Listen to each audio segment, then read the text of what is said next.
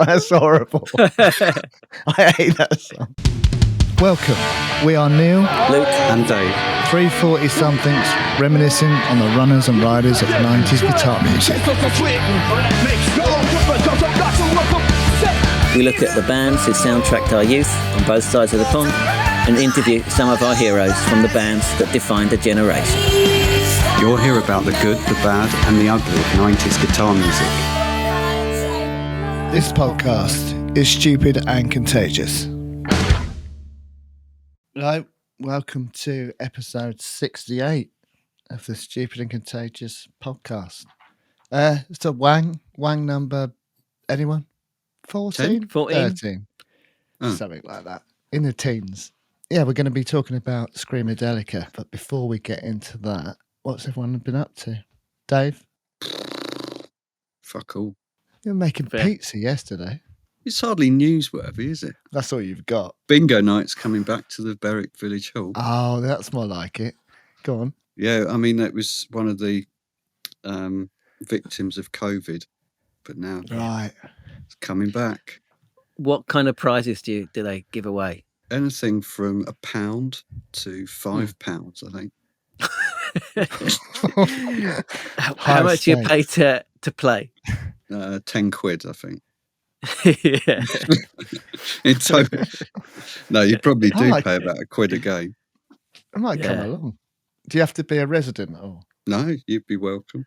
Do you need a special bingo pen? Yeah, ideally. They're called dibbers. Not dabbers. No, dibbers. I thought they were dabbers. Are they dabbers or dibbers, Dave? I don't know. I can't resolve Answers that. in the comments. But that's all you got? Nothing? Pretty much it, yeah. How about Fair you? enough. I've got a few things. Go on in. Mr. fucking sociable, go on in. Well, Dave forgot to mention we're at the moment getting pounded by Storm Burt. Oh man, why did they give them fucking names? I don't know. When did that start? It's just a bit windy as well. It's not even a storm. It's a bit windy. Really warm as well. It's quite nice. Yeah, it's quite warm. Yeah, Storm Burt. So that's hitting us as we speak. We're doing this. We're actually conducting this podcast in the midst of a storm. So there's that. It's true, though. It's true. I've been making music in my bedroom like a teenager. You've been working on some new tracks? Yeah, a new track. Tell us about it. Give us a preview. Well, it's in the same ilk as the stuff I put up on that Bandcamp I put up. It's just electronic, sort of dark. The Stay. Depeche Mode. Listeners, yeah. The Stay. But I don't know. It's just something a bit depressing about being a 47-year-old making music in your bedroom. I don't know, but... No, man. The bedroom producer's a noble tradition. It's a good thing to be part of. I know, but I just feel a bit old for that. All our guests are doing that anyway. That's what all our guests are doing, so you can't diss that. Yeah, but they've got little studio setups, most of them. I'm literally in my bedroom. Yeah, no. It's not quite what the Blind Melon guy had, is it? No. No. When I move into the van, I set up a little hub for the podcast and to make music and stuff. So it'll be a bit different then. But, what do you mean a hub? Well, just an area. An area. No, a hub. I said Embrace on Tuesday. I didn't realise it was Tuesday, but I checked and it's this Tuesday. So I'm going to see them at Chalk in Brighton. So that'd be good. So I'll report back on that next week. I see that name come up a lot, the Chalk. How big is that venue? I can't remember what it used to be called. It's big enough. It's not huge though. It's quite intimate, really. I'm not sure what the capacity is, but yeah, it's quite popular. It's sort of a mid-range sort of venue. Is it bigger than a Concorde 2? I don't think so. No, probably a bit smaller. I could be wrong though. Okay. No one's going to turn up. It's because it's the Bake Off final. You could be right. I'm sure there's a lot of crossover between the fans. There probably is. Dave, I bet you fucking do watch Bake Off, don't you? You bastard. I don't, but my family's into it. But that's the only night I can get away with it. It doesn't work. It's not a question. It doesn't work. I'm trying to do you a favour by ignoring it, man. I mean, if you'd have put it in the full title, that'd have been funnier. The Great British Bum Off would have been funny than just saying Bum Off. Yeah. You're right. It's Philip Schofield in it. I just wanted an excuse to put "Bum the Runner" by Cunt and the Gang on the playlist. There you go. Also, I feel like we're all friends on this podcast. I can speak about who is more sensitive stuff. Well, me and Luke are. So yeah, go on. Oh. I've been in a bit of a fug this week, like mentally, a bit all over the place. But the reason I'm mentioning that is because we haven't really mentioned it, but it's Men's Mental Health Awareness Month, and I think we should give it a mention. Yeah, there's a company called Tonic Music, and they are at Shine On, I think. Yeah, and they just deal with that mental health in music and stuff. So, yeah, I just thought we should give it a mention. It's important. So, yeah, make sure you talk, do all that stuff. I went to see Dave yesterday. Didn't do many, I guess. I just fucking moans Come on back all the feeling time. worse. It just moans on and on. I just. But seriously, Neil, are you feeling any better? I'm all right. Yeah, I'm all right. I'm going to go for a wander around Brighton later. So, some retail therapy. I need a coat. Yeah, Luke, what have you been up to? Not a lot. I watched a film yesterday, Kneecap. Have you seen it? No. I haven't even heard of it. It's about this Irish Irish language rap band, hip hop band, basically. Right. And they're a real band, but the film is like, it's not the real story. It's supposed to be about their story, basically. And it was fucking brilliant. If anyone hasn't seen it, I highly recommend it. Really good. Yeah. Well, I might go and watch it. What's it on? It's on the internet. I think it came out a few months ago on the cinema, but it would be on the internet somewhere. Yeah. I'd really, but really good. To get kneecapped. Yeah, imagine that. Really. What is that really? Well, is it when you just get your knees? Kneecap. Oh, shot right with a bullet. I think so. IRA used to do it. Blast you in the kneecaps. Exactly. Oh, that's got a smart, isn't it? Yeah, there were some good lines like that in the film. She's like, one of them. There's this his girlfriend's like the other side, basically. But her fetish is like with Irish lad. She said, "Oh, I'm going to blow you like a Brighton hotel," which is pretty a good line, right? It's good. Yeah. Anything musically going on? Oh man, I've been listening. Got records for my birthday I've been listening to a lot. So New Crows album, it's really good. It's a bit more mainstream than their last couple. Counting Crows or Black Crows? Counting Crows. That's really good. So I've been listening to that a lot. And my brother Sam is probably going to be featuring a bit later in the episode too. He got me a copy of the Artificial Intelligence compilation album that came out on Warp in the early 90s, kind of like the first like IDM album, like intelligent dance music, like the first kind of album that come out. And I've been listening to that loads and loads. It's so good. So good. Yeah. I'd heard it back in the day, but not for, I don't know, 20 odd years, I guess. And even better than I remember. Really good. Well, let's get into this week's Wang. Screamadelica. Let's do it, shall we? Yeah, man. Yeah. If you are watching this, then please do give it a thumbs up. Get involved in the comments. Let us know your take on Screamadelica and Andy Weatherall, etc. And if you're listening, then please do rate, review, and share it with your mates so that they can find the podcast.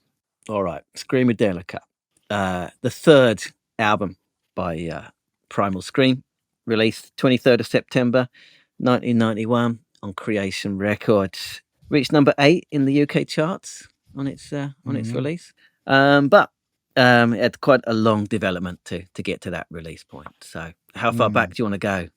I'm not going to give the Primal Scream story because I'll save that for when we get him on the podcast. Well, we've got to talk about Andy Weatherall, so maybe go back. Okay, I'll go now. All right. So basically, I'll talk about the evolution of Primal Scream, if you like. So their first album, Sonic Flower Groove, it was kind of like C86 style, kind of jangly indie guitar music. I quite like it, but it's not the Primal Scream we know now, is it at all? No, it's kind of, spotted shirt and stuff on the cover, and it's pretty good. That came out in 87. Second album, just called Primal Scream, was much kind of like bluesier, rockier kind of sound. He kind of thought he was like Iggy Pop or something, I don't know, or like Velvet Underground. And it's to be honest, it's not great. And they were kind of a bit of a kind of a old kind of dated rock cliche at this point, basically. You know, all leather trousers and. You know, their record collection was more kind of impressive than their actual music. But and they were not doing very well. They were declining in popularity, and they were on the dole. And well, actually, they were on we talked about it recently. They're on the Enterprise Allowance Scheme. Thatcher, yeah, good old Thatch. Yeah. And so basically, most of my information from today comes from Bobby Gillespie's book, Tenement Kid. What does he know about it? Exactly. So apparently, according to him in the book, the Enterprise Allowance Scheme was good for musicians because it allowed you to go for a whole year, as long as you kind of you had like a fake business plan. You claimed you were doing some enterprise. Yeah, that's right. But it meant that if you were touring, you didn't have to come back every week and sign on, which is what you had to do if you were just unemployed. I mean, imagine if you could do that now. It'd be great, wouldn't it? So as a touring musician, if you were just unemployed and you were he lived in Brighton, right? So you were had to keep signing. Touring in Liverpool, you had to be back on whatever, Wednesday morning to go to the dole office, and it's not going to work, right? So it allowed a whole year basically where you didn't have to sign on. All right, so Bobby Gillespie, living in Brighton in the Regency Square, and that's right. Everyone used to go and back to seeing him. You saw him, didn't you, at the station? I did. I saw him in the North Lanes. Yeah. Then acid house starts to happen, basically. You got that. I like it when you do that. Starts to happen. Start going to raves. Also, you got other stuff going on. You got the Roses and the Mondays coming out, doing the kind of indie dance crossover, right? Yeah. So it's all kicking off. It's quite good. He talks about in the book, like starting going to rave, going like the Zap Club and the Escape Club in Brighton, and like coming out at 2 a.m.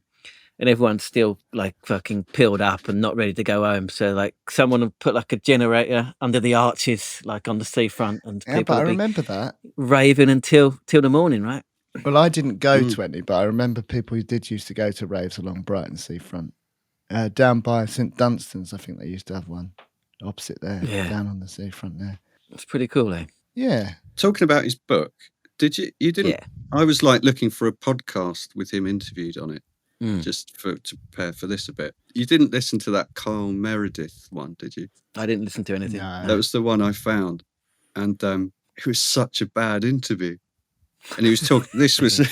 He was talking about his book, so it must have been a couple of years ago when it came out. He's no Luke Lawrence when it comes to interviewing. No, but it made me think, like, fucking hell, Luke's so much better than this guy.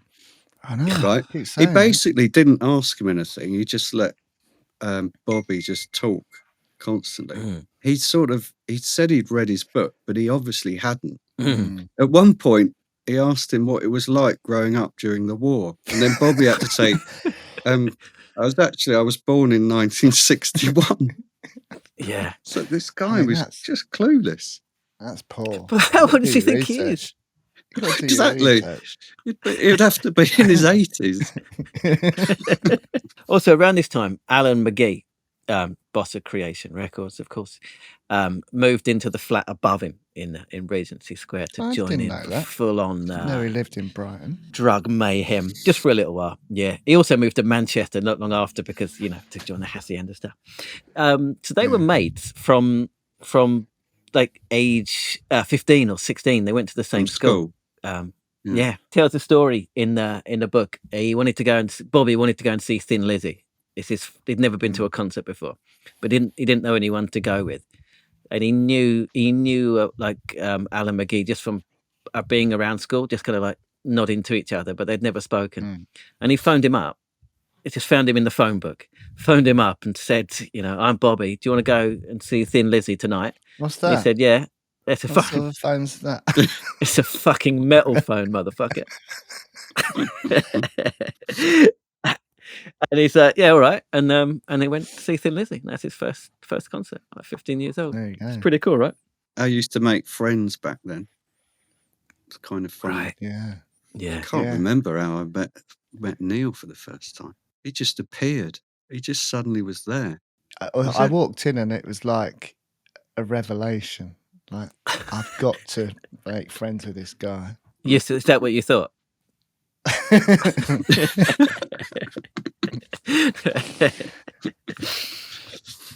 But then before that, obviously, previous to that, me and Luke were in the school vaulting team together. We were in the school, but was that before that? Okay. Yeah. That's a lower school. Yes. But we Oh didn't man, really that know was each good, other. man. That got me out of lots of lunchtime detentions. That vaulting team.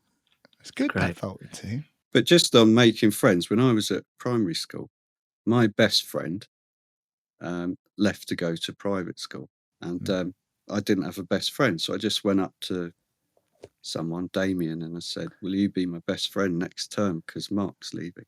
And he said, "Yeah, all fuck right." off, you And then we smelly were best friends. We were So just best simple, friends innit? after that. Yeah. Easy as that, isn't it? So they met Andrew Weatherall in 1989. Do you want to know how they met?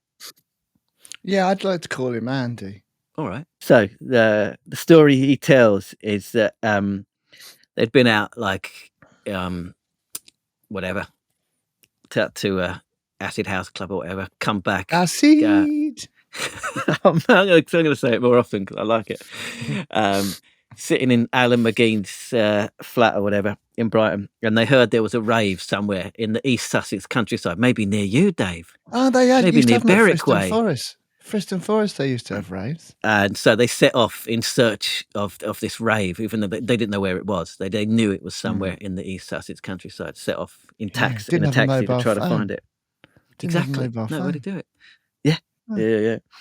So they finally arrived at 6 a.m. at this rave somewhere in the countryside, off their heads, peeled up, and Andrew Weatherall was DJing at that rave. They kind of knew of each other before that, but they hadn't actually met until then.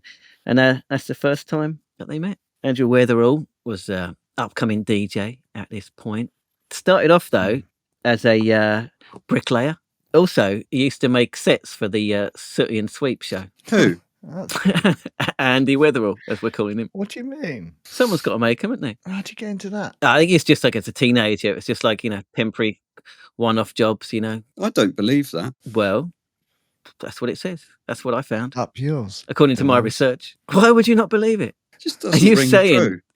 someone's got to make the sets for Sooty and Sweep? Yeah, Matthew would have made them. Matthew Corbett. Yeah. He didn't give a shit No about way, those man. puppets, really. No. Just his cash cow. I'm glad you mentioned him though, because I can put "Bum the Runner" by Cunt and the Gang on the playlist. No, there's no evidence of Matthew Corbett bumming a runner. I apologise, Matthew. I mean, it's a given. It's a given, to be fair. They became mates with Andy Weatherall, basically. Started going to more and more clubs. Shoom up in London, Danny Rampling's club. Shroom? They're still Shoom. No shrooms, although they were probably taking plenty of those. Probably were. They were still on the Enterprise Allowance scheme at this point. Trek, true. Zones. Yeah. I mean, Super Club, wasn't it? One of the first Super Club. Yeah, since Sam's listening, I think I went with him to see Andy Weatherall one night in Sheffield. And maybe my brother Sam. Oh, really? If that's the case. Yeah. I'm sure it was him that was DJing. Brilliant. Yeah. All right. He did. It might not have been him, but it was good. Sam, if you're listening and you can remember, who did you take Dave to see in Sheffield? So basically, they asked him to remix the track on their previous album called "I'm Losing More Than I'll Ever Have," and he hadn't really done much. He hadn't done any solo production before. He'd co-produced "Hallelujah" by the Happy Mondays with Paul Oakenfold, and but he'd never done anything else really. So they gave him the track and he had a go, and yes, it's all right, but it's just kind of tinkering around the edges. So he sent him back, and he did it again. Like, again, it's all right, but you're showing too much respect. And then, according to legend, Andrew Innes from the band told him, and I quote, "Stop fannying about. You just got to fucking destroy it." And that's what he did. I got that too. Yeah. Did you have the stop fanning about part? Or did you just have the No, second just half of left. that quote? Just a second. Yeah, the full quote's better, isn't it? Yeah. Yeah. Yeah, the fanning makes it. Yeah. Yeah. That's what he did. So completely reworked it, took out Bobby's vocals, added film dialogue from the Wild Angels, Peter Fonda movie. Although someone had already got there first using that sample. Who was it? Don't know. You tell us. What, the loaded sample? Yeah. Yeah. We love them on the podcast, but not who Carter? you'd expect. No. Mudhoney used it When did they use in it? and out of Grace. Yeah. Is it? Is that on there? Yeah.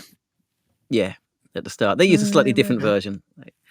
They feel we want to be free to ride in our machines without being hassled by the man. They use that kind of slightly different version. But yeah. Yeah. And basically started playing it like the white label of it around clubs and stuff, started to take off, and the rest is history. I've got some interesting factoids about the album here. So the album cover for Screamadelica, it was painted by Creation Records in-house artist Paul Cannell, and it was inspired by a damp water spot he's seen on the Creation Records office ceiling after taking LSD. Wicked. Yeah. Although Paul Cannell very sadly died in 2005 from a heroin overdose. Sad story. Not clear if it was suicide or not, but yeah. But apparently, yeah, like you say, he used to take LSD, he used to do like mushrooms and smack to get him in the mood for painting. But according to Bobby, was like he's completely untrained, like just working class lad that just got into it somehow. Got no formal training in art or anything like that, and became the in-house artist for Creation. What an iconic cover that is, though. But it was also among the album covers chosen by the Royal Mail for a set of classic album covers on postage stamps issued in 2010. There you go. Who else was on it? What other album covers were on it? I don't know. We should have done more research on that. Jesus Christ. Oh, here we go. Okay. I'm just looking at it on eBay. So we've got Primal Scream, got Blur, Park Life, Tubular Bells, London Calling, Tubular fucking Bells. Stink Floyd. Put it on the playlist. I might do, actually. I like a bit of Tubular Bells. Yeah, stick Tubular Bells on there. Put that Bowie, Christmas Ziggy song on. Stardust, Rolling Stones. What Christmas song? Led Zeppelin. The Mike Oldfield Christmas song. Oh, yeah. What is that? That's horrible. I hate that song. I love that song. Isn't forgot that the that was album that made Richard Branson his first million? Tubular Bells, is that right? Yeah. That's what started it all off for Virgin, yeah. That funded the rest of his empire. And then Phil Collins, wasn't it? Yeah. So it was Melody Maker's Album of the Year in 1991. It was also Select's Album of the Year in 1991. Enemy placed it number 3 in the best albums of 1991. And in 1996, Select named it the number 1 album of the 90s. That's a bit early, isn't it? It's a bit premature. Yeah. In 96? Yeah, you can't do that, can you? No. And in 2000, Q placed the album at number 18 on their list of 100 greatest British albums. NME also named it the druggiest album ever. Druggiest album ever? Yeah, I don't know what that means. Huh. Don't know if that is. What does that mean? Can't be. It's pretty can it? druggy, That's isn't it? rude. What about Pink Stink Floyd? Dark Side of the Moon. That's the most boring album ever. Piper at the Gates of Dawn. Luke's favourite. Wanker at the Gates of Dawn. There's that ridiculous rumour or myth, that's it, where if you start Dark Side of the Moon at exactly the same time as you press play on The Wizard of Oz, it exactly fits the film. But unfortunately, you fall asleep before you find out if that's true because it's so It's just fucking bullshit. dumb. Doesn't mean anything, does it? It's a brilliant album. Dark Side of the Moon. Brilliant. Oh man, it's so self-indulgent, axe wank nonsense. It's horrible. Let's have a vote, listeners. On top of all those awards, it was the first ever winner of the Mercury Music Prize. That's right. Although apparently Inaugural wins. the £20,000 check that they got for winning, they lost that night because they were fucked up.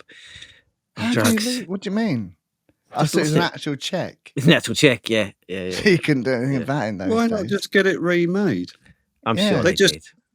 Yeah. Better story, though, isn't it? Yeah. Yeah. That album Oh. is so different, right, from the first two. Screamadelica. Yeah. What other bands have done a pivot as big as that? I've got one in Pivot? mind, but I wonder if That's you our friends, isn't it?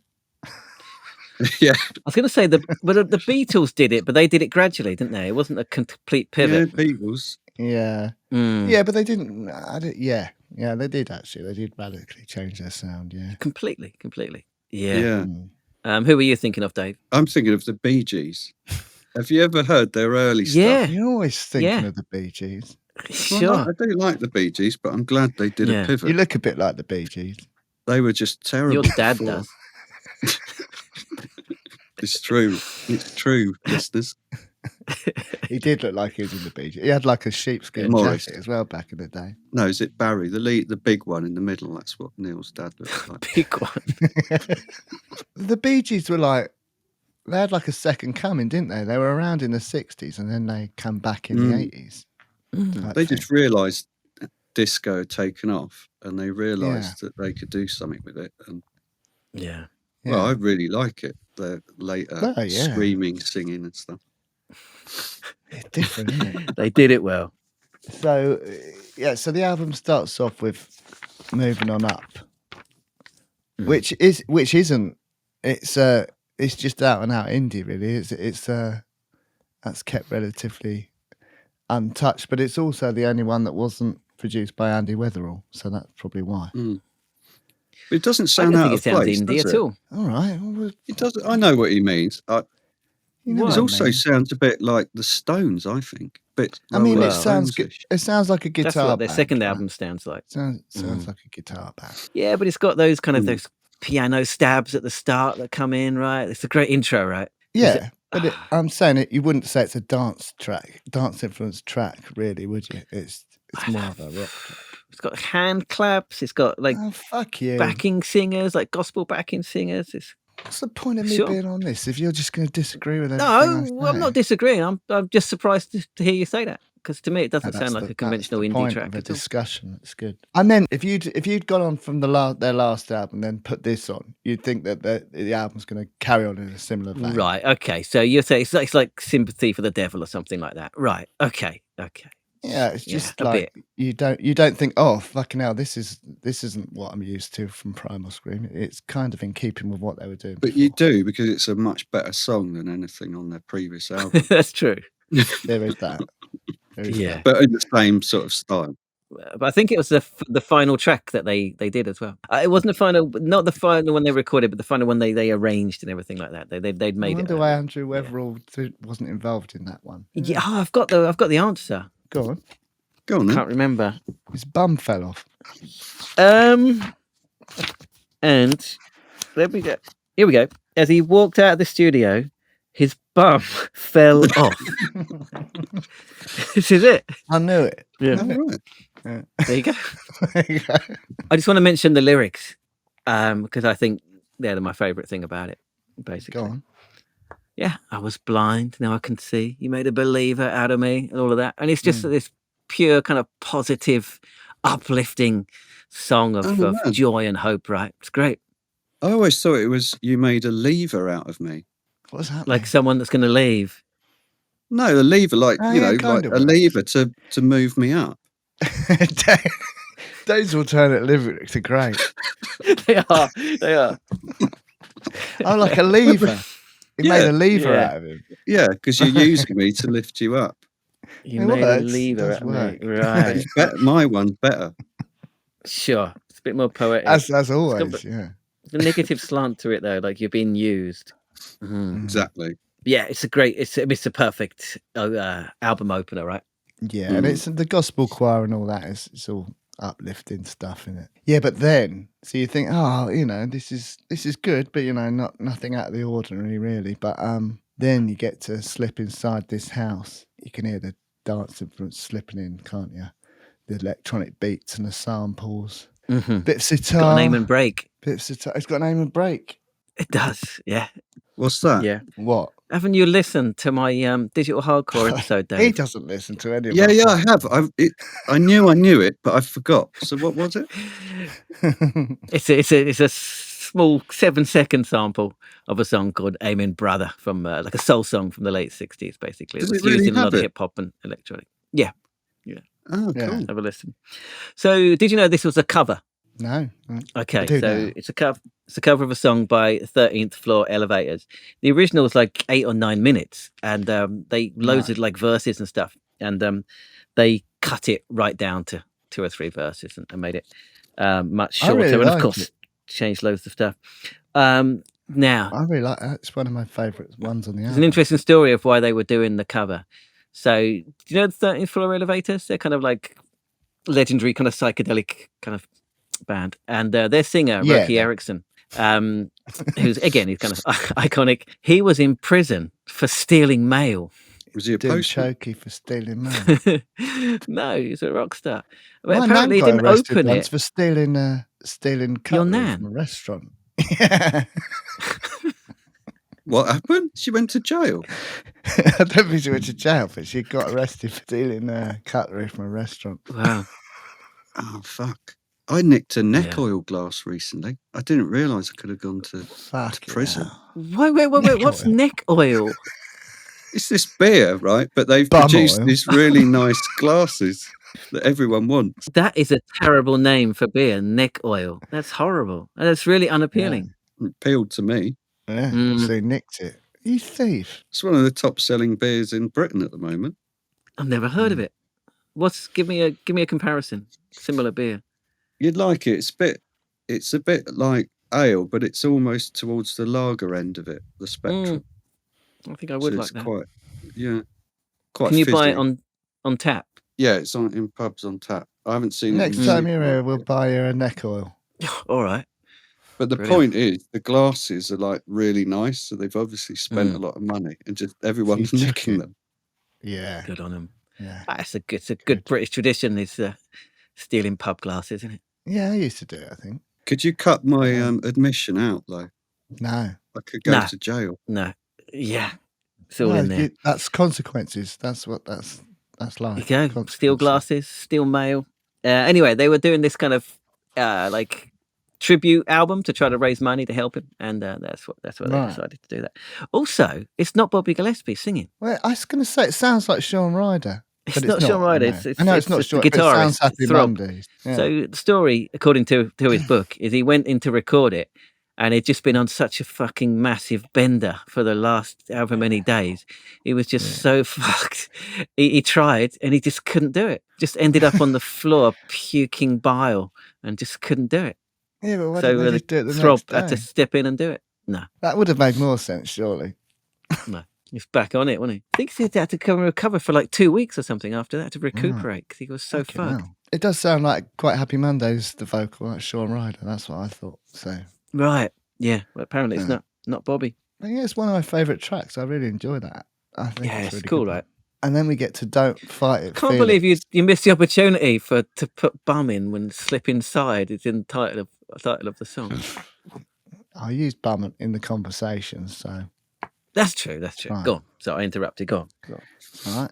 And we get to Don't Fight It, Feel It. Now we've gone like full on dance, break beats, stabs, and then you got Denise Johnson's amazing vocal on that.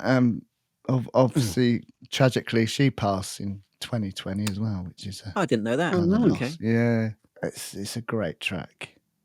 Yeah. Quite a massive attack feel to it, I think. Yeah, laid back Mm. vibe. Yeah, massive attack. Yeah, go with that. I wouldn't call it a laid back vibe though. I think it's. I just did. Okay. Yeah. Go on, disagree with it. I think it's a banger. It's a dance floor ready fucking banger, man. It's great. You're Yeah. a bummer. It's house music, mate. Yeah. Also, I think it's in the I talk about it a lot, but it's in the grand tradition of the Live for the Weekend songs, which I always love. I didn't know. say I didn't like it. I just said it was laid back. I didn't say it was shit. Okay, but did you're I? just wrong. saying I you're like wrong. it. You're objectively wrong. I've put at the end of it. I don't know why I wrote this. I don't even speak like this, but I put 7 minutes of a vibe. You You do speak like that. tosser. That was the Neil from his YouTube channel. Yes. You want to laugh? Yeah. If listeners want to have a bit of a laugh, they could go and tune into his other I know, YouTube don't look channel. at that. Oh yeah, They'll- do. So I get Do money. your YouTube voice. It's just someone else entirely. It's so funny. All Brings right, the money in. geezers, how are you? Today I'm going to review the XP2 3000 from GoPro. Fuck off. That is Piece of spot shit. on, man. That is It's pitch 7 perfect. minutes. It's 7 minutes of a vibe. That don't fight it, feel it. Yeah, man. Well, it's about being young and living for the weekend. You know, live the life you love the life you live, being peeled up and just fucking living for the weekend, man. It's great. Yeah, it's got that. I think it's a bit sort of underrated on this album, but I think his name's is Duffy. That's his surname anyway. His piano on it is it holds a lot of those tracks together. His piano on those tracks. Yeah, we won't get into it because it's not relevant to Screamadelica, but he basically got fucked over by Bobby Gillespie, didn't he? And all came out after he died. But we won't get into that. Also, he just it did. references. He just did. Oh. Well, not the details. I always liked it because it references to MC5, Rocket Reducer, number 62, Rama Lama Lama, Fa Fa Fa. That's from MC5. So always liked it because of that. Do you know what he's talking about now? No, Good, we 'cause I didn't. You don't either, do you? No. No. MC5, they're like I know punk. MC5, but I didn't know what Shamalama. Rama Lama Lama. Okay. So then we get to track number 4. It's the iconic "Higher Than the Sun." See, I didn't listen to this album really until sort of the mid-90s, probably, when I was at university. Because I remember getting in my mate's car, Paul Ecott from uni. He was the only one with a car. I think it was a Peugeot, a white Peugeot or something, as I remember. And you heard Ocean Drive for the first time. No, see, we weren't as cool as your mates. He put his tape in the deck, and Higher Than the Sun came on, and I was like, fucking hell, this is great. We all heading off somewhere, all smoking, I think. It was just good times, you know. But that song, I'd never heard anything like it, really. Like I say, that was the first time I really listened to that album, or any of that album. And that song is just, I was just blown away. Yeah, it's good. So I think this is an example of a song that could have been on one of their old albums, but it's been completely pimped up and made better by... Yeah. It's The sort of Orb, the is it, sounds. this one? The Orb, Produced by The Orb, Right, yeah. Brilliant. Yeah. And completely new, I would have thought, for that year. It's just Nothing like that would such have a been done beautiful before. track, isn't it? It's just so good. I just love it. Yeah. And again, I like the lyrics as well. You know, I wasn't born to follow what I got in my head. You can't buy, steal, or borrow. That's great stuff, right? Yeah, it's just, but yeah, like Dave says, the production on it and it's just such a great song. And it's about drugs, and Yeah, drugs cool. are good. Yeah. But after that, Higher Than the Sun, we go on to In a Fight. Flight. It's really sort of, I've written it wrong, have I? In a Flight. I've labelled this as an interlude. I've got that we've gone on full on psychedelic. Yeah, trippy. All gone a bit trippy, bit Strawberry Fields meets Pink Floyd. I've put, and I've also put Dave. You probably like this one. Yeah, you're right. I did. I do. It's very good. That's interesting. I wrote great mid-album breather track before the centerpiece of the next one. Love the space flute. Love the what? Sorry, space flute. There's some like spacey flute shit going on in there, man. Yeah, it's good. I quite like it. But yeah, it is just a full on. It is Strawberry Fields in its sort of vibe. But yeah, an interlude for Come Together. It's the centerpiece of the album, right? Iconic Jesse Jackson sample. I just love songs where there's speech sampled in it. Yeah, it's good, isn't it? Like, there's no vocals from Gillespie on this track at all. Do you know? So it's that? got Denise Johnson, but really, He's not on there. No, not on there at all. Did he do anything? One of the... It doesn't sound like it.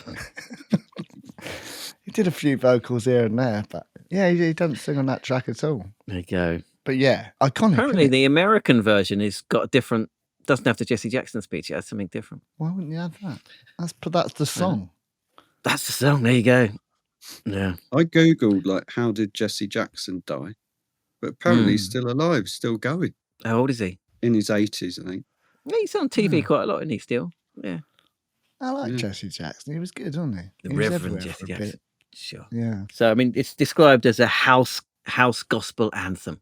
Would you go along with that? Yeah, that's fairly Yeah, accurate, I isn't it? suppose. And again, it's that vibe, man. It's that positivity. It's that it's coming together, right? I'm going to talk about this after, but I think this is what made the album so good. It was a coming together. Can I talk about it now? Right. No. I won't then. I won't.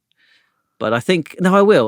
Let's talk about it now. So I think it was when the Mondays did it to a certain extent, and the Roses did as well. But basically, bringing together like indie kids, basically middle class student indie kids, and working class like rave kids, bringing them together at the same point, which was really difficult to do back in those days, right? And they did it, and they did it perfectly. And I don't know, man. I think it was it's really important. It was like the end. But it was an Well, accident, we'll talk about it later, wasn't it? but go on. Hey. It was an accident. But was it? Was it? I think it's like the culmination of 10 Drugs. years of fucking Margaret Thatcher. Yeah, but a lot And- of it was drugs, ecstasy and stuff.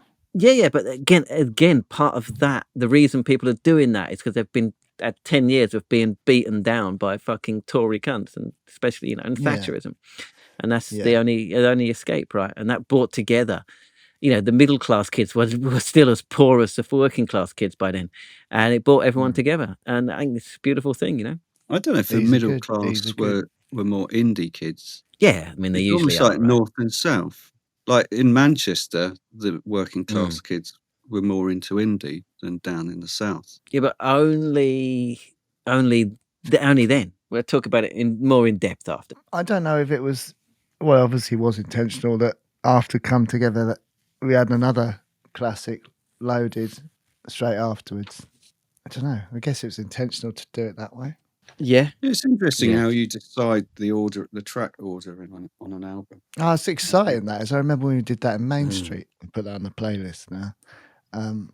no, We sat in we'd recorded most of the songs and we went and sat in a bar in Greenwich. It's one of my fondest memories of the band, actually. We'd done the album. We went out for a pint with the producer, Gary Brady, and we had like a receipt thing we got it from the bar, and we just had all the tracks on there and we worked out which order they were going to go in that would make a good album. It's part of the process. It's fun. It's important. Do you think it's in the wrong place, Dave? No, not at all. Do you? No, I think it's right. No, I don't. But it's interesting. So this Loaded was the first single, right? That came out in February 1990. And think about it. Screamadelica didn't come out until September 91. It was like nearly 18 months, fully 18 months. And they released a couple of songs from the album in between. They basically they did half of it, like it took like 14 months, and then the last like 5 weeks or something they did like 5 or 6 songs and basically fleshed out the whole album. So But as we've already alluded to, that song isn't really it's not Primal Scream really. It's just samples, isn't it? It's 7 seconds of their own stuff on it's an Andy Weatherall song, isn't it? Yeah. Basically. I think it's 7 seconds of Primal Scream music on there. The rest of it is just samples. And Didn't they even do the main sort of theme through the song? no, They didn't write that. No. The vocal samples from the Emotions. I Don't Want to Lose Your Love. I Don't Want to Lose Love, yeah. So it's just an Andy Weatherall track. Have you watched their performance of it on Top of the Pops? No. Not recently. Right. So I mean, they're like, it's interesting because you can see What do they do? Well, not a lot. They kind of skip around, and they're still in their kind of like cringe kind of rocker stage. Like Bobby Gliston's in like full like leather trousers and all in black. Still got his long hair, and it's kind of like skipping around with maracas, and they're all really badly miming. And you're like this, Dave. So what's his name? Mark Gardner from Ride is playing pretending to play the keys badly. He's playing the keys because apparently Duffy couldn't play Top of the Pops because he hadn't paid his union fees or whatever fees you have to pay to be a working musician or Really? whatever it is. Okay, no. But he wasn't playing. He's just like intentionally. Yeah. It's kind of fun though. I just think it's funny that's like one of their biggest hits, and they haven't really done anything on it. I think, but they wrote the original. Right. Yeah, it's an Yeah, Andy it's not Weatherall even song, that, is it? basically, and it's a good one. Yeah. And it gave us the loaded compilation album, which we talk about. It did. I was going to say other that episode. I think that's where most of us found that song and got introduced to the band was off that album. Maybe the fact that was like the first track on that compilation album makes me think it should be the first track on Screamadelica, right? Maybe that's right. what Dave's thinking of when he's talking about the track listing. Yeah. Yeah. But then you go from that to Damage, which is just this beautiful sort of stripped back track. See, that's the most like their previous stuff, basically. It's got a kind of a bluesy kind of rock feel to it. I think it's the weakest track on the album, I think. I don't know, I like it. What do you think? I just think it's amazing that you can go from Loaded to that and then both be on the same album. That's true. That's cool. Yeah. Well, next to each other as well. Yeah, that's true. And then we come to I'm Coming Down. Perfect come down track, isn't it? Is what it says on the tin. What's that? Was it when something? Hang on. Again, I can't use words. What's it called when the song emulates what they're singing about? So they're singing about coming down, but it's also is a come down track. Don't know. I don't know if there's a word for it. I don't know. Make one. Take onomatopoeia. Dave, you're good with this kind of thing. Onomatopoeia, and then just change it a little bit. Come up with another one like pagodering. Do something for this one. Have we spoken about pagodering before? Yeah, don't. It makes no sense. It's apparently he wrote the track first just on an acoustic guitar in his basement flat in Brighton, and fleshed it out from there. It's got a jazzy feel to it, hasn't it? Yeah, it's not my favourite, but it's a nice little track, I guess. I like it. But you didn't react to my suggestion for what we should call your new word. Go on in. What was it? Go on. Onomatopoeia. Let's go with that. Onomatopoeia. But what's that? Michael Jackson's song with that in? Oh yeah, that's Liberian Girl. Napapapapia, something like that. Yeah.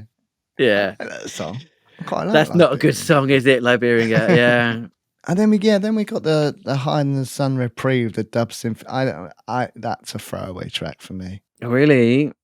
Yeah. I really like it. I think it's the the first part is going up, and this part is coming down. It's a mirror reflection of the first version. I think the other one, the actual version is so good that I don't see the need. No, I think I'm with Luke, and I think this is one of those albums, and I don't think all albums are like this, where I know you put it on, and the sum of it is more than the parts of it somehow. Yes. Yeah, that's definitely true. You're putting the whole album on. Yeah, I know. No, some other ones you put it on and you're looking forward to certain tracks. Yeah, all killer, no filler. Yeah. That's So us what kind of this breaking it down like this is kind of doing it a disservice, really, because it's a whole, isn't it? But we're doing it in the right order, so that's okay. Yeah, I agree. But I see it as the other side, the come down side, Yeah, I get what you're saying. Right, for me, it's just a bit. Featuring Yar Wobble from Public Image Limited, which is cool. I like the name Yar Wobble. And then we finish on Shine Like Stars. It's a nice chilled out ending to the album. I like an album that ends chilled. Sitars are back, which is always nice. Yeah, but there's some gamelan in there as well, some Indonesian gamelan. Indian breakbeat. Yeah. And it's also got a melodica on, which is one of my favourite instruments. It's the one where you blow into the keyboard thing. Oh, yeah. Yeah, they're good, those. I like songs with those on. Yeah, clinically use the melodica very extensively, very well. Yeah. So it's got some of that on it. Yeah, it's just a nice little track, isn't it? Apparently it's about his girlfriend at the time, Karen, and apparently she's kind of like shy and stuff, but when she went out, she would let her inhibitions go, and oh, nice. That's what it's about. Yeah, no, it's cool, and I like the way that it just sort of fades out. The track fades out.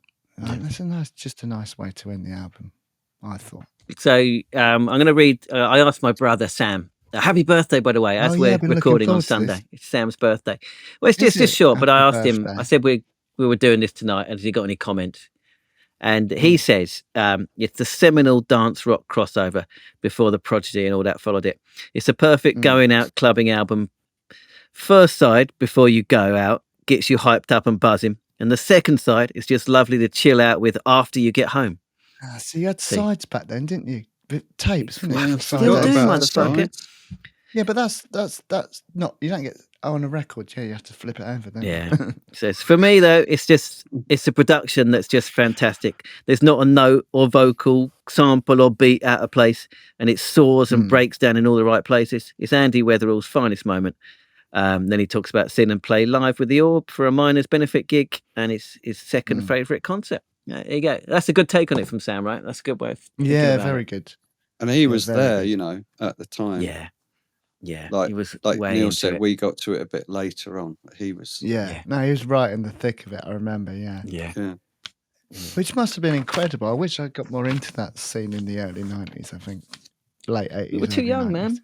Yeah, I all know. right. It would have been great You to were go in to some playing of those. Sabutio, mate.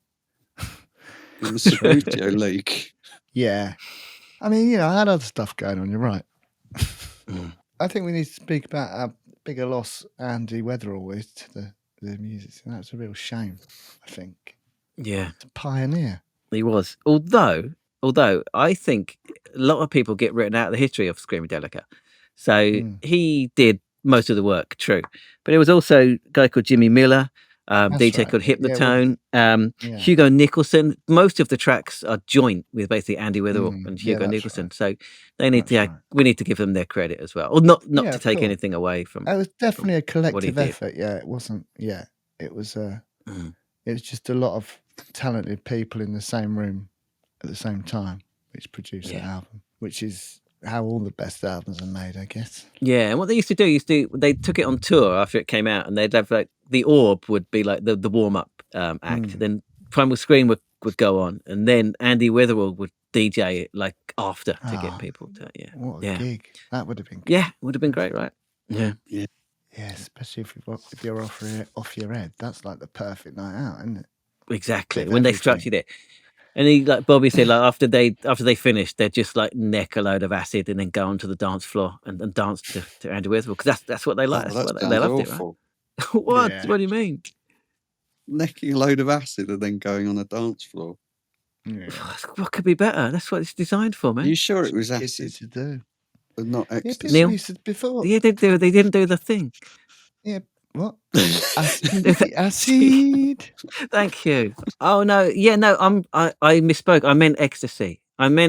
Not acid. Sorry. I meant I'll E. get your drugs right, for God's sake. Sorry. I was just thinking about my own personal preference. It's kind of true.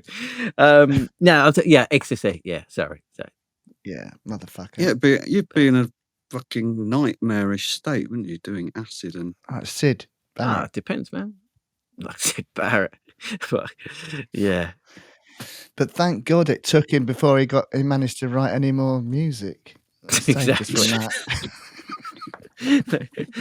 Small mercies. I think you're upsetting a lot of people with your Pink Floyd stuff. Oh, that's all right. We can disagree. That's all fine. right. Subjective, isn't it? With music. No, I mean. And there's a lot of Stink Floyd fans around. It's fine. You're not the only one. Yeah. Far from it. Go on, give us a couple of reviews, and then we can give our own takes on it. Okay, so we've got some reviews here. I've got this review for Spin from Simon Reynolds. He called it a totally mind-blowing record whose best songs were almost unclassable. Yeah, and they were. Unclassifiable? Unclassifiable? Yes.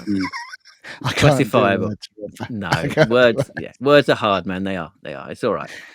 Well, it really was. But again, they're almost like the culmination of like the last 50 years of music, right? So Primal Scream are like, they're all like music heads, right? They're all into like their music history, and it's got everything in there, you know. Yeah, I think sort of the early 90s as well. It's the first time you could really sort of make use of technology to make music as well. I mean, you could in the 80s, but it was when you could properly fused dance music and rock music and stuff. Yeah, together. it didn't There's have a enough good quote. RAM before. Yeah, it didn't have enough No. RAM before. You're right. Not enough Dave. RAM. Yeah. There's a good quote from Bobby. He called it "making the future out of the past." Oh, there you go. That's what we're It's a good doing all way the to look time, at right? Right. Yeah. That's Yeah. what the present does. Sure. Luke, have you got any data on how well it did in the States? I have. Go on, Neil. I have. Why did you ask Luke? Why did you immediately go to Luke? Because he's normally the one with all the facts, Right. the information.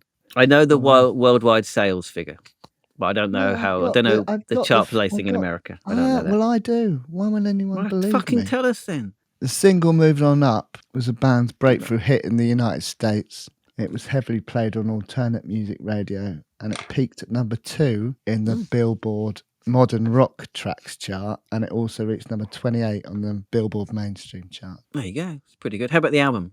I don't know that. Well, that's what I Fucking hell. asked. I didn't ask Yeah. about moving on up. You didn't Toss specify. that. That's why I asked Luke, you Yeah. see. Well, he I doesn't asked you fucking something, know, you does answer he? a different question. Okay, Why it don't got you to do number some 31. research for once? 31 in the US. That's pretty good. Yeah. Pretty good. What, the album? That's And good. I think it's got worldwide sales figures of 3 million copies That's sold, pretty which good. is a fuck of a lot. Well, Yeah. I'm a Yeah. bit disappointed. I think it's quadruple platinum. You'd rather it had flopped? No, I was hoping for more like 10 million. I got some more reviews here. Go on him. All Music, Stephen Thomas, Airy Wine, Deem Screamadelica. What's that word you just said? What? What's that word you Stephen just said? Thomas, Stephen Airy Thomas, Wine? Early Wine. I think that's what his surname is. I don't know. Oh, it's a name, sorry. It's a Yeah. name. All right. He deemed Screamadelica an album that transcends its time and influence. Mm. Don't know what that means. In what way? Yeah, exactly. It doesn't mean anything, does it? Mm. You need to expand So on will that, it but yeah. disregard his one because it doesn't mean anything. But then we've got Pitchfork. They praised the album on their 2003 list of the top 100 albums of the 90s, saying Screamadelica's atmospheric and imaginative hybrid of past, present, and future captured its moment in vivid colour and splendour, and it still radiates with a kaleidoscopic glow. Oh, that's nice. They're just bit talking much, about isn't the it? album cover there. Yeah. You sure you Yeah. you just saw a review of the cover? I mean, it's good, but it's a lot, isn't it? I mean, I just want to go back to what I was saying before about like bringing the indie kids and then the rave kids together, because I think it's an underappreciated aspect. It wasn't just it. Acid House did it as well. Acid House did it. The Mondays did it. The Roses did it. But I think this is kind of distilled in Screamadelica, and I think it's they did it in a positive way. Do you know what I mean? Yeah. I don't know if it yeah. did And I bring think- them together. They still hate each other now. Yeah, but that's now, for one, That the brief idols have got Oh. an album called Joy as an Act of Resistance. I kind of see it like that, just kind of like positive vibes as a way to resist the tyranny of 10 years of the Thatcher government. Joy as an act of resistance. It's a powerful thing, and I think that's what they gave people, and it's great. After a decade of pitting people against each other, it kind of ecstasy and Acid House, and what Primal Scream did kind of was a way to kind of resist that and say, no, we're not going to do that. We're not against each other at all. We should be against you.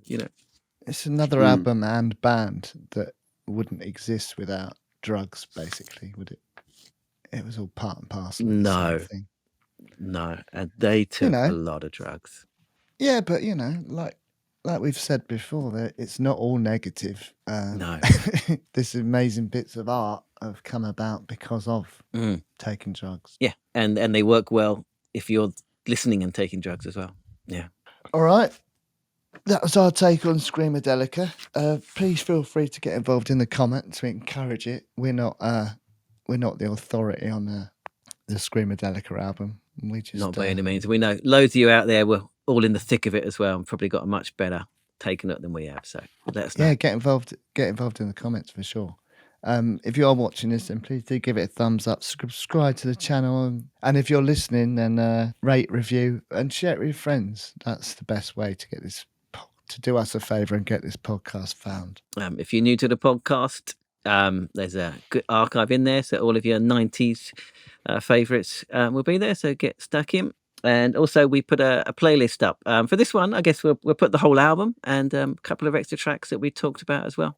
We'll go on there. So yeah, have a dig into that onto Spotify. Exciting. We forgot to mention this, Dave. Dave showed me a preview of his app. He's making an app for the podcast where you can, yeah, and you'll be able to get the show and the playlist all in one place, sort of thing. Oh, mate, it's brilliant. Yeah, I just wanted to, that one thing, I think, just getting the show and the playlist, you can see them together.